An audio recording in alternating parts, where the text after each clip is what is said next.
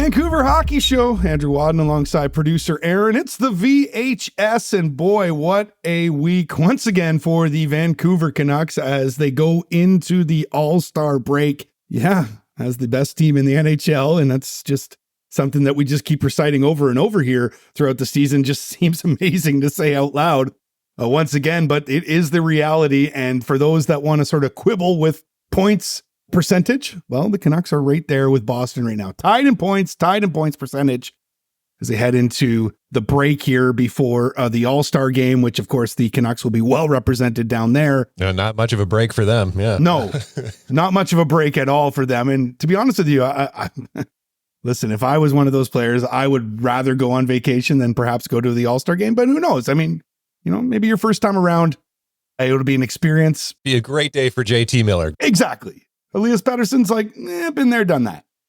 But a good week once again for the Canucks, 2-0-1. Let's rewind the week. We'll start last Monday with the 2-0 shutout victory over the Blackhawks. Then Wednesday, a 4-3 overtime loss. Yes, loss to the St. Louis Blues. And then on Saturday night, they wrapped it up before they head out on vacation. A 5-4 overtime win over the Columbus Blue Jackets. Make that 11 straight games with points now. They lost once in regulation. Once in the month of January. 10-1-2. Just an absolutely impressive month for the Vancouver Canucks. That lone loss was the first game of the 7-game road trip, a 2-1 affair. That was in St. Louis, but then after that, yeah, they've racked up points 11 straight now and sit atop the Pacific Division and, of course, atop the entire NHL. But Andrew, I think the real question is, the Blues? Why is that the Achilles heel, man? Yeah, we're going to get to the Blues in just a moment as we'll unpack that game. But yeah, you're right. Like, just Blues seem to be the bee in the bonnet of the Vancouver Canucks this year. Let's go back to Saturday night, though, because, boy, they look like they were already on vacation. They did not look like the Vancouver Canucks that we know. The first period was whatever. The second period was awful. Absolutely awful for the Vancouver Canucks. They found themselves down 4-1 heading into the third period. There was that Texier shorthanded goal as well from the Blue Jackets. I believe that's the third that the Canucks have given up all year. I remember Shorty saying that's the third shorthanded goal of the season, which is still an impressive stat of itself. But it is. I mean, let's keep in mind, this is the Columbus Blue Jackets. They're playing as well, though. The power play came alive. They won them the game in the third. And in fact, it's won them the game quite a bit here as of recent. 7 for 18 on the homestand. 39%. 39% on the homestand. Just absolutely dominant. And that's what we have known from this Vancouver Canucks team. What we thought was going to be something of a weapon for them this year was the power play, and it dipped a little bit, but now it's back and it's surging again.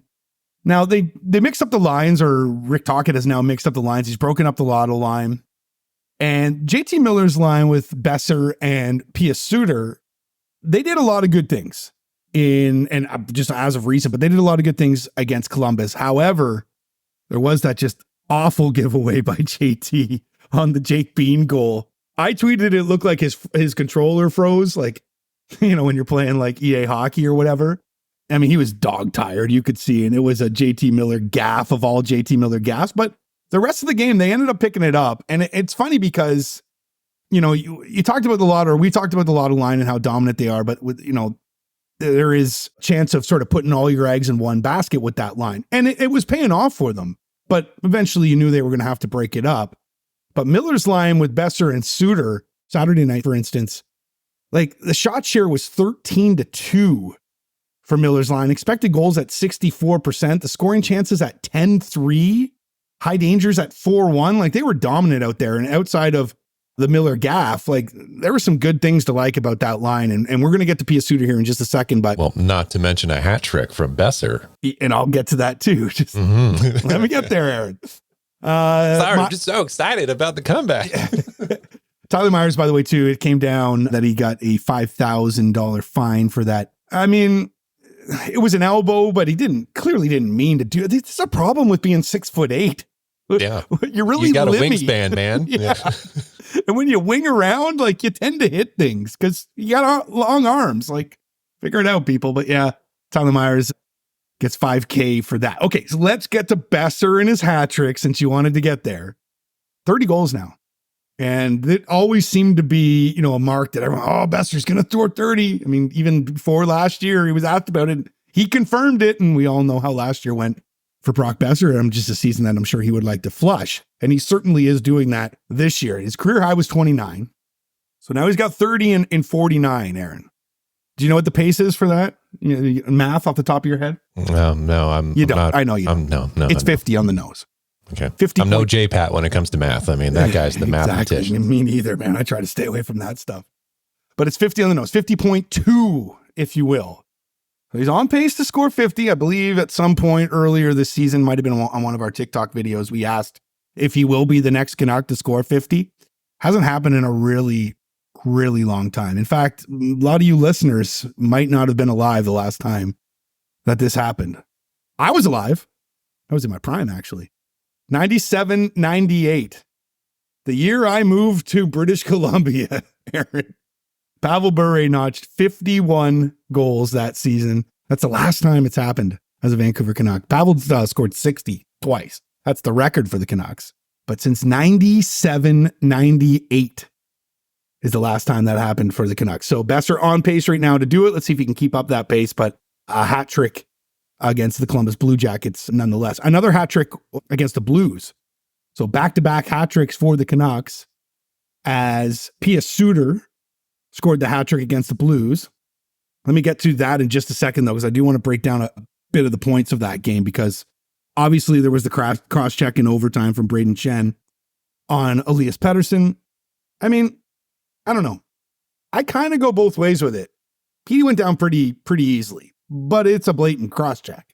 Mm-hmm. Like, you know what I mean? Like, it's right in the back on the numbers. It's a cross-check. I liked what Kevin BX has said on the panel on Hockey Night. He's like, you really think Pettersson's that strong on his skates? Like, you can easily topple him over. Yeah. So, to me, it doesn't really matter. Like, it's a crime, or it's a penalty, I should say. But yeah, like, it's a cross-check to the back. I don't care if you think he went down easily, because I know Drew Bannister, the interim head coach for the Blues, was mentioned that, I don't know. I just saw a bunch of Canucks going down pretty easily. Paraphrasing here, but anyway, regardless, the Blues ended up sneaking out the victory in that 4-3 overtime loss. But let's keep in mind too, though, that the Canucks were down 2-0 to the Blues in that game and 3-1 early in the third period. So they had to come back from 2 goals twice. So you got to give them that. The funny thing about the Canucks this year is they lead the NHL in time per game with the lead. It's over 30 minutes. They only trail in games on an average per game, 11 minutes and 29 seconds. Like, that's just remarkable with this team. Again, just more stats that you sort of pull out and you're like, really? Like, this is the Vancouver Canucks? It's reality right now. They wore the metallic buckets that night as well. They debuted them against the Blues, which I don't know. And we'll never speak of them again. I don't know. They seem pretty proud about. Okay, I'll get a little soapboxy here. And those that have heard, whether me on the radio or older podcasts, in-game stuff and game presentation with the Canucks just bothers me so much, because they are the most unoriginal and they steal from everybody. Whether it was the Sweet Caroline, which I heard is gone now and has been replaced with that Country Road track, which again it's the same song. It's not theirs. Like, again, it's just they stole it from somebody else. And don't get me wrong, the Canucks game ops aren't the only ones that do this, but it's just so blatantly obvious. And then with these helmets, like the Kings and the Golden Knights, there's a reason why they went with the metallic gold and silvers, because like they're the gold and silver. Why the blue? Like, it's so Vancouver Canucks that I'm not going to get overly excited about it. Like, I'm sure fans think it's cool, but also there was like nothing a Christmas tied, ornament. Like, yeah, there was nothing tied to it though. It wasn't like, it doesn't even match the blue. It's Earth Day or something, and like, but let's Aaron, celebrate it doesn't the ocean. even match the blue. Like, it doesn't even look right with the blue jersey. And like, we're all assuming they're going to go black skate next year as like the number one color scheme. I mean, that's what it feels like they're going to do. Mm-hmm. And I know that you have to have like certain amount of time before you can do any sort of drastic changes with your uniforms in the NHL, which again, so stupid with the NHL. Like, look at other leagues. Like, sell your damn league, man. Okay, I'm getting so boxy here. But yeah, I agree with you. Matte black helmets over silver blue any day. Anyway, it just seems so Canuck. Just, hey, we can do it too. Look at us. Be original for friggin' once. Okay, let me get back on track here. I mentioned the Pius Suter hat trick, back-to-back hat tricks with Besser, and then Suter had it before against the Blues. That snapped a 9-game goalless drought for Suter, or at least that did against Chicago, sorry. Then he followed it up with the hat trick. So second hat trick of his career. How about this too? This is just completely odd. And to be honest with you, this is my old podcast partner, Jeff Patterson. This is a J-Pat type stat, but I dug this one up today. So he's got 2 career hat tricks, Aaron. He did them both on the same date. Oh, yes. January 24th. He got his first one, and I believe I wrote down 2001 on here, but that can't be right. Must have been. No, it was 2021. Yes, 2021. Yes. 2001. How many years has this guy been in the league? Yeah, so he's had 2, both on January. So January 24th, that date comes up. Pius Suter bet him to score, or at least score that night. Maybe he might even score a hat trick. He's up to 12 on the season, though, for goals. That's just tied for 5th on the team. His career high is 15. Got to figure he's probably going to get there. He's only played 34 games, too. You got to keep that in mind, right? Pius Suter's missed 15 games. I like this, though. And this goes back to that, the formula, or that line of Miller and Besser and Suter. Suter had 10 points in January. That's the most productive month of his NHL career, 13 games played. So, you're starting to see some chemistry there. Obviously, there has already been between Miller and Besser, but you're starting to see it now with Pius Suter there, maybe solidifying that line. Got to get Petey's line going, though, and I do want to talk about that, but let's finish off the week here. Demko with his 5th shutout of the season after they blanked the Blackhawks. He's tied for the NHL lead, and again, pretty cool stat here. He only had 3 going into the season, like 3 career. Now he's got 5 in one season. So, it just shows you really how much improved the Canucks are, but also how big of a part Demko has been this season for the Canucks. There was one lone negative, well, maybe not one, because the game against the Blackhawks was pretty bland, to be honest with you. But we were deprived of Connor Bedard making his Vancouver debut. So it'll happen. He broke his jaw. He did break his jaw. January 5th, he's been out after breaking his jaw against the Devils. So no Bedard in Vancouver this time around, but I'm sure he'll be coming back to his hometown in the near future. Okay, so that's the week that was for the Vancouver Canucks. Let's dive into some of the more meaty topics, things that are on my mind around the Vancouver Canucks. We've got to start with the Rick Tocchet criticism of Pettersson. I mean, it was completely blown out of proportion in my mind, but let's hear it. This is post-game, after the Blues game. Tocchet was asked by Farhan Lalji, who you'll hear in this clip, just, how he felt Petey played. Did it look to you like maybe Petey was a little off tonight? Yeah. I haven't liked this game in the last 3 or 4 games. We got to get him going. What in particular do you think he needs to do more? I think he's got to skate. He's got to start skating a little bit. I think he's, I think he's good with the moves sometimes, but I think when you have speed and make those moves, that's when he's at his best. So yeah, we got to, we'll get him going. I don't Andrew, know. Are you telling me that Vancouver overblown a comment or a situation? Yeah. Like, gee. I mean, and the funny thing is that it did reach out east. There were other talking heads that maybe don't necessarily talk about the Canucks on a regular basis that did mention it. When you there's a difference though, right? You really have to see the video compared to the audio for that. Because if you see the video of Rick Tocchet, it almost just like, I'm not pleased with this game. I heard that in his voice. He's just like, yep. And then Patrick Johnston follows it up and he gives you another just good answer. Was he wrong? Petey had a bit of a dip there. He had 2 games without any points. He was a -1 against St. Louis. Didn't like his game. Not a big deal. But guess what? He follows it up with a 3-point affair against Columbus. That's those 2 goals. I love this from Petey the day after those Tocchet comments. Play a professional game. Coach wants more of me, and I'm going to try and do a better job next game. And he did just that. He did a better job the next game. Got 3 points. Got the game-winning goal. I know there's sensitivity when it comes to Petey, and honestly, it's fair right now. That contract still is looming. He ain't locked up. He's your best player. I can see why people in the market would be, sensitive to this sort of topic. Me personally, though, I see this as effective communication from the coach, and the players are dialed in. Yeah, not only that. I mean, listen to Petey's response. And watch his response. Yeah. Yeah. I mean, again, we coddle these players sometimes so much. Like, they get paid pretty handsomely to play a game. So they should be able to take some sort of criticism. Did you get the memo? It was fair from Tocchet as well. He was honest. And then he had to backpedal it. I don't have the clip here. We won't play it. But he basically had to backpedal it the next day. And again, our buddy J-Pat sort of took the brunt of it a little bit, but he wasn't directing it at Jeff. Jeff asked the question.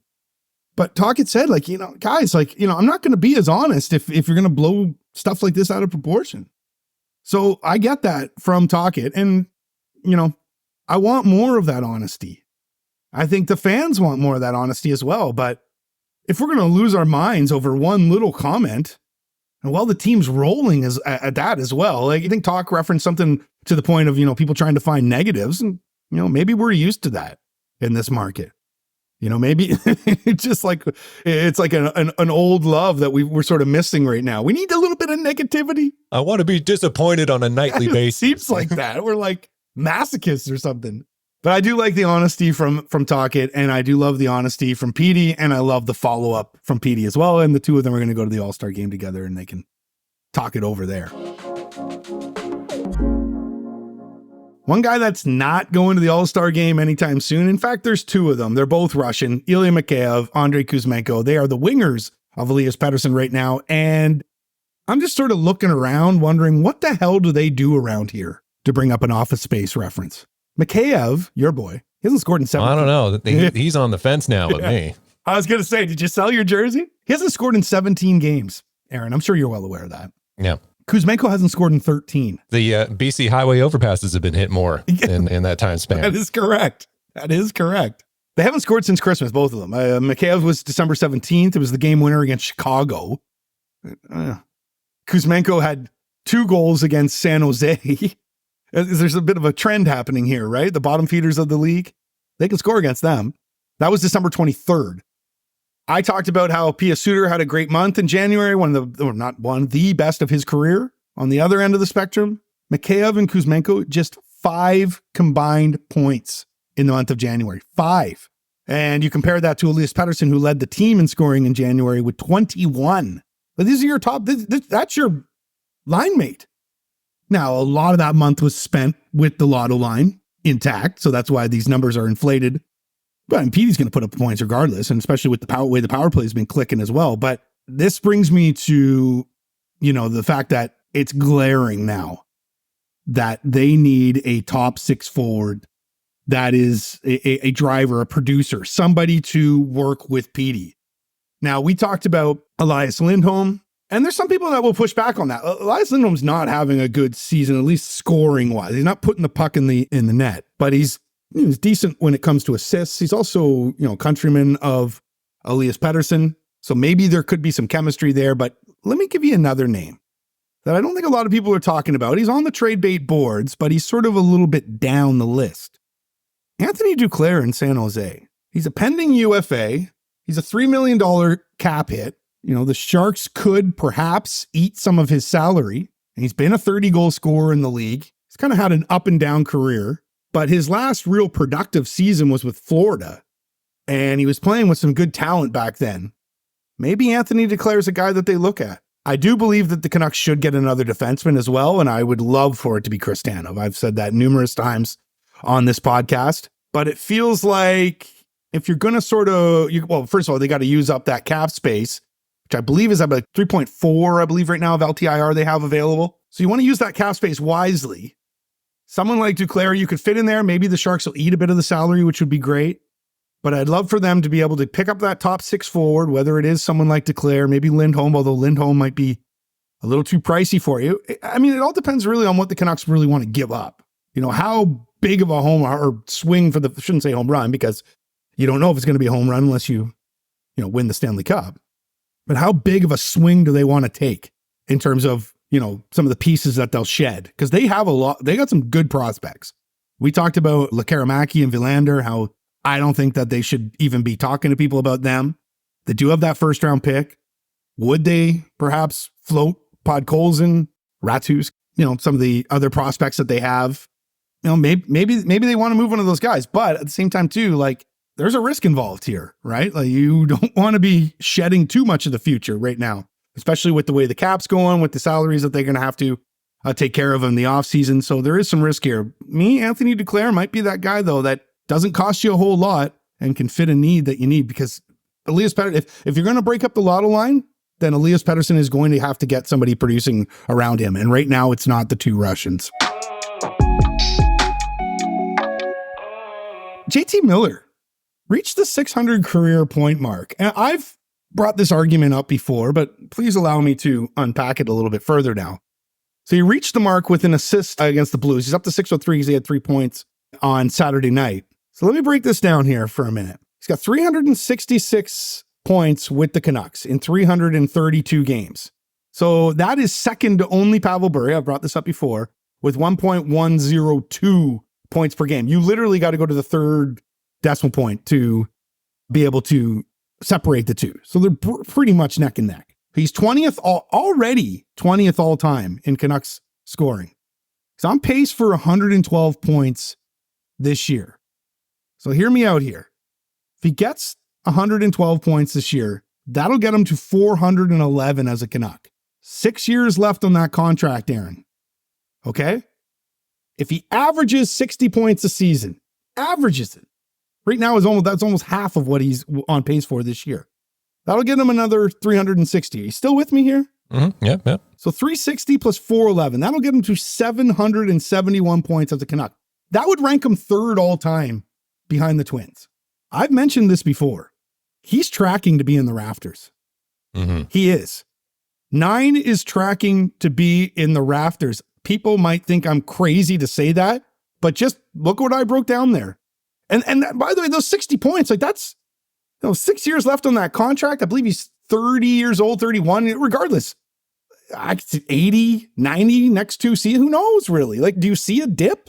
That's why I'm giving it that 60 point. Like, even if he just 60 points. It seems like he could coast on 60. Feels like it, right? I mean, don't get me wrong. It's a sharp curve when your game starts to go down in the NHL. I mean, look at Alex Ovechkin this year, right? Like, and don't get me wrong, Ovi's a lot older than JT Miller right now. Just using him as an example. So there can be a sharp decline in a player's career. But if JT Miller just averages 60 points over the next 6 years after this year, get himself over that 700, point mark, which seems to be a big line for the Canucks. I believe there is only 4 players in Canucks history that have gotten over 700 points. The Sedins, Naslund, Linden.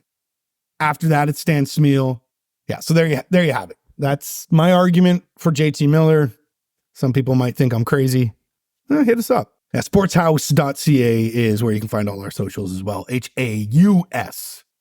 Lastly, want to say welcome to our friends at 9 O'Clock Gun, the hat company. You guys probably know them. We've been working with 9 O'Clock Gun, whether it was in TSN 1040, my other podcast that I used to do. Rich and I just love his hats. He does a great job, and really excited to be working with a local company like 9 O'Clock Gun. So check out the hats, 9o'clockgun.com. Some of the coolest hats you can buy in BC, really, and they're all sort of BC themed. I got a couple of them sent to me. They're really cool. I'm not even a fisherman, and I think these are really rad. I got the rockfish hat and the fisherman hat, and the reason why I say I'm not a fisherman is because they have fish on them, but they look really cool, so I'm going to wear them. Yeah, check the socials to see Wadden wearing a fish hat. Exactly. So there you go. If you're not following us, hit us up on all our social channels. All right, that's it. That's all. We're out of here for another week, and the Canucks are out of here as well. Next time we talk to you, we'll be unpacking the All-Star game, which actually has a lot of Canuck flavor this time around. It'll be a Canucks post game in a way. Yeah, sort of, kind of. Yeah. That mean I have to watch the game, though? I guess so. All right, for producer Aaron, I'm Andrew Wadden. Thanks for listening, everyone.